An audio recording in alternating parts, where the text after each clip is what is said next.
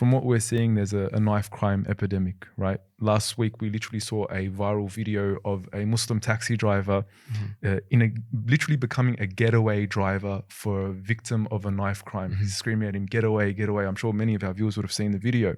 This is the reality in the streets of UK. And there are also some similar parallels in Sydney, unfortunately, as well.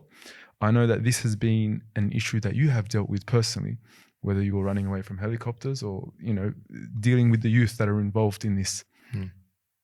What has your experience been like, and where is the solution? It's very, very common, especially in places like London. It's become like the capital for knife crimes. Other places, I would say it's a lot less. Yes. It's mainly in London. And you have, of course, a lot of the gangs. And I could perhaps put it down to a number of things as to why maybe Muslims are getting involved in this kind of lifestyle. Habibi Kamal, I sometimes believe, the kabair, right? And Hajjabi, rahimahullah ta'ala, from the Hanbali scholars, he has a manzuma, a poem, which covers many of the kabair.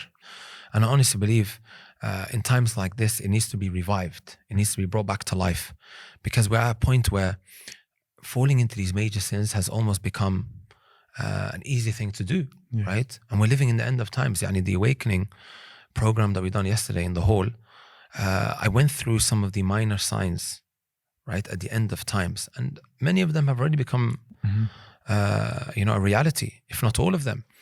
And I honestly believe if we instilled within the shabab the dangers of taking a life, and we regurgitated this time and time again, I think honestly they would perhaps refrain from a lot of that which they do. Right?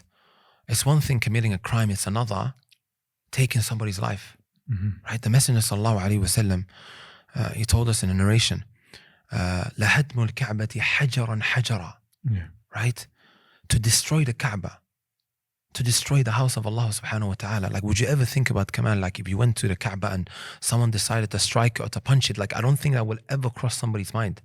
Here, the narration states destroying it. Right? And removing parts of the Kaaba one after the other, walking out of the Haram with parts of the Kaaba. Like, imagine that thought for a moment.